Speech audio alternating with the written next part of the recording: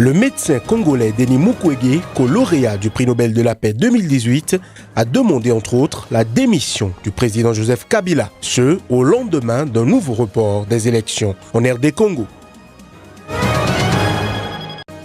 Importante arrestation au Nigeria.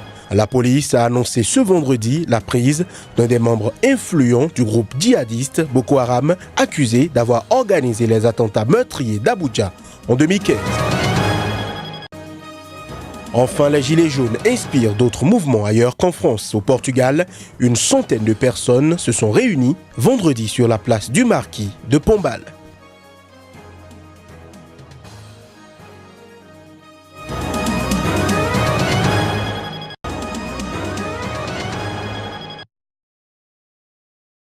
L'ex-président Andry Rajoelina a pris l'avance sur son rival Marc Ravalomanana dans la course à l'élection présidentielle à Madagascar, et ce, selon des résultats provisoires portant sur plus de la moitié des suffrages exprimés.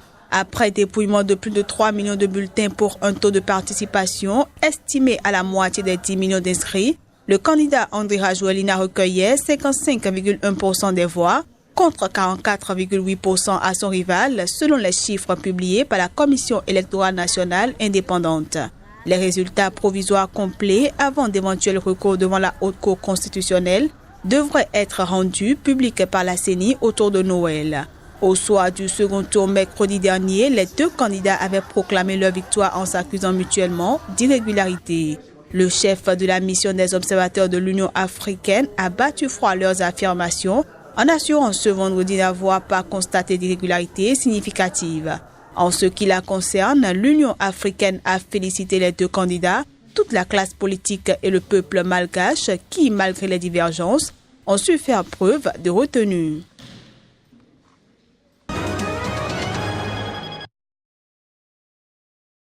Le président Kabila doit démissionner et son groupe de copains corrompus doit être remplacé, écrit le docteur Mukwege dans une tribune d'opinion publiée vendredi sur le site du quotidien américain New York Times. Les États-Unis et d'autres puissances mondiales doivent mettre en œuvre des pressions contre le président Kabila maintenant pour qu'il soit bien clair que les violences des forces gouvernementales contre des civils innocents est inacceptable, a poursuivi le docteur Mukwege. Si M. Kabila et ses généraux corrompus ignorent cela, il plaide pour l'approfondissement et l'élargissement des sanctions existantes de la part des États-Unis et d'autres pays. Déjà 2 fois reportées depuis décembre 2016, les élections générales supposées désigner le successeur du président Joseph Kabila ont été retardées d'1 semaine, à savoir jusqu'au 30 décembre officiellement pour des questions logistiques. Aussi longtemps que l'actuelle gouvernance reste en place, n'importe quel scénario électoral ne mènera qu'à plus de violence, plus d'instabilité et un plus grand risque de sombrer dans la dictature selon lui. Le docteur Mukwege se trouve toujours en Europe depuis qu'il a reçu le prix Nobel de la paix conjointement avec la Yazidi Nadia Mourad. Son entourage a fait savoir en début de semaine qu'il retardait son retour en République démocratique du Congo, prévu ce jeudi 20 décembre, officiellement pour des questions d'agenda. Le gouvernement congolais avait salué son prix Nobel, mais regretté ses prises de position politiques.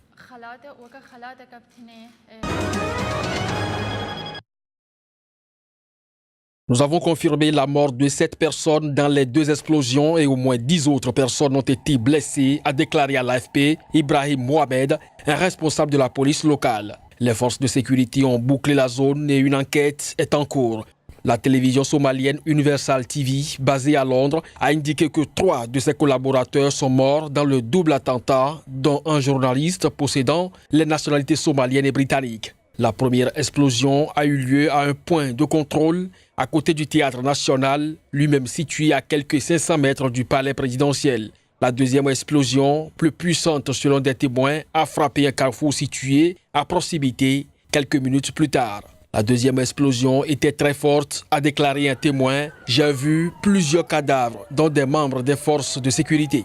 Le double attentat a été revendiqué par les islamistes Shebab, affiliés à Al-Qaïda, qui ont indiqué dans un communiqué avoir visé un point de contrôle sécuritaire qui protégeait le palais présidentiel.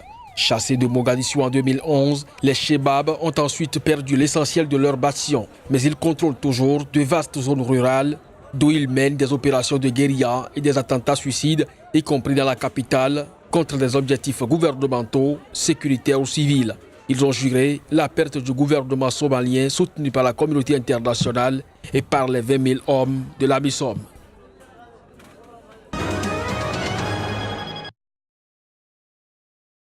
Un conseiller municipal et son fils, ainsi que le président du comité villageois de développement de Massifigui, ont trouvé la mort dans la nuit de jeudi à vendredi au Burkina Faso.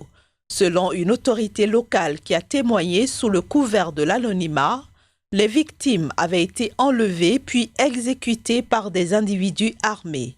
Une source sécuritaire a évoqué pour sa part des assassinats ciblés perpétrés probablement par des groupes djihadistes qui sévissent dans cette région nord du Burkina Faso. En dehors des 3 victimes, un habitant du village a été blessé par balle.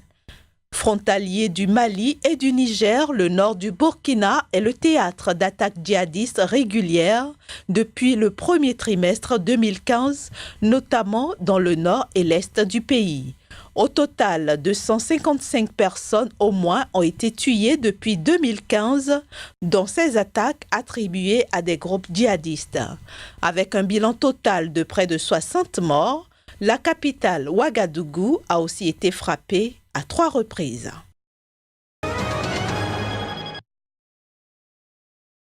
Oumar Abdul Malik, soupçonné d'être le cerveau de double attentat du 2 octobre 2015 à Abuja, qui avait fait 18 morts et 41 blessés, a été arrêté avec 7 autres suspects, a annoncé Jimo Moshood, le porte-parole de la police fédérale du Nigeria.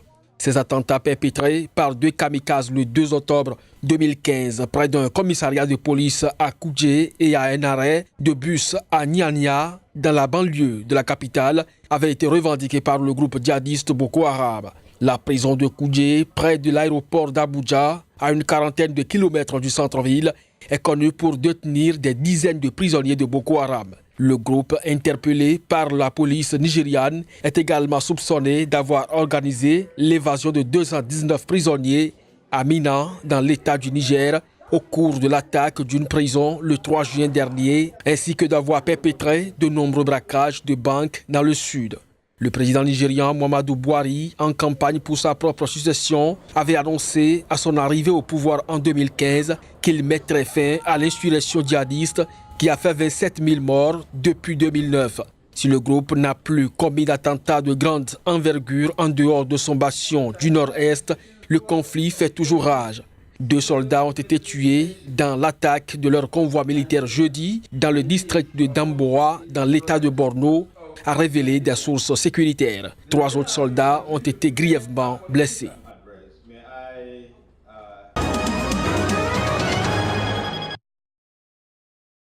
La Force de défense nationale du Burundi doit réduire de 1000 soldats à la date du 28 février 2018 sa contribution à la force de l'Union africaine en Somalie, AMISOM, en conformité avec la résolution 2431 du Conseil de sécurité de l'ONU. Cette réduction d'effectifs intervient dans le cadre d'un désengagement progressif des troupes africaines appelées à être remplacées par une armée somalienne encore embryonnaire. Actuellement, quelques 5400 militaires burundais sont déployés en Somalie, soit le 2e plus gros contingent des 21 500 soldats de l'AMISOM. Déployés en 2007 pour lutter contre les insurgés islamistes radicaux somaliens, les Chebab, l'AMISOM est composée de troupes venant d'Ouganda, du Burundi, d'Éthiopie, du Kenya et de Djibouti. Cette réduction de l'effectif burundais intervient dans un contexte où les relations entre l'Union africaine et le Burundi se sont récemment dégradées.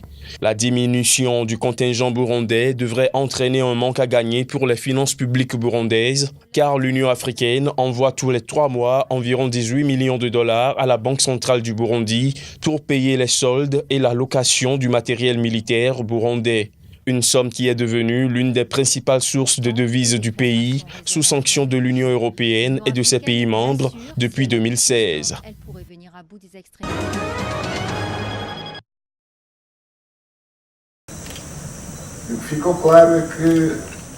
Et il était clair que ce qui se trouvait sur le compte unique du Trésor ne pourrait servir qu'à payer 5 mois de salaire dans la fonction publique. Juste ça. Et il serait vide.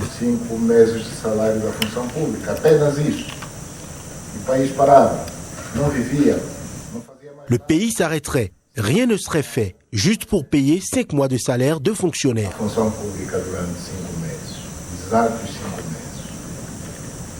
Portanto, não houve nenhum mistério. Il n'y a pas eu d'égarement dans ce qui a été dit. Dans le langage politique, il y a des choses qu'il faut comprendre, que nous disons que nous avons trouvé les caisses de l'État vides. Personne ne dit que nous avons trouvé zéro, car vide n'est pas synonyme de zéro. Ce langage doit être compris. A linguagem deve ser entendida.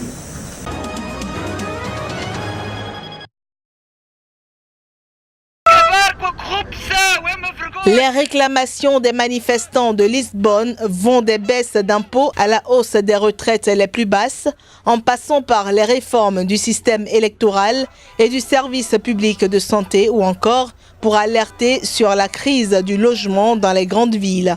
La journée de mobilisation organisée vendredi à travers le Portugal a provoqué de légères perturbations de la circulation routière à l'entrée de grandes villes du pays. Il y a trop de vols. On a un parlement de parasites. Des parlementaires qui gagnent beaucoup d'argent, ils ne donnent même pas leurs vraies adresses. Nos parlementaires et politiciens sont tous une bande de corrompus et on veut en finir avec ça. On veut une vie meilleure, une augmentation du salaire minimum et la réduction des impôts.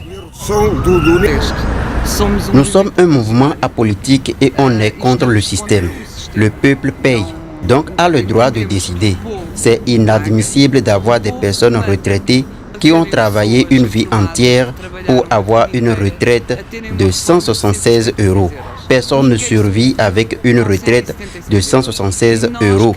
Nous voulons des retraites dignes d'au moins 500 €. Au moins une quinzaine de groupes constitués sur les réseaux sociaux menaçaient de stopper le Portugal en appelant à participer à environ 70 rassemblements et opérations escargot, mais leur impact a finalement été limité.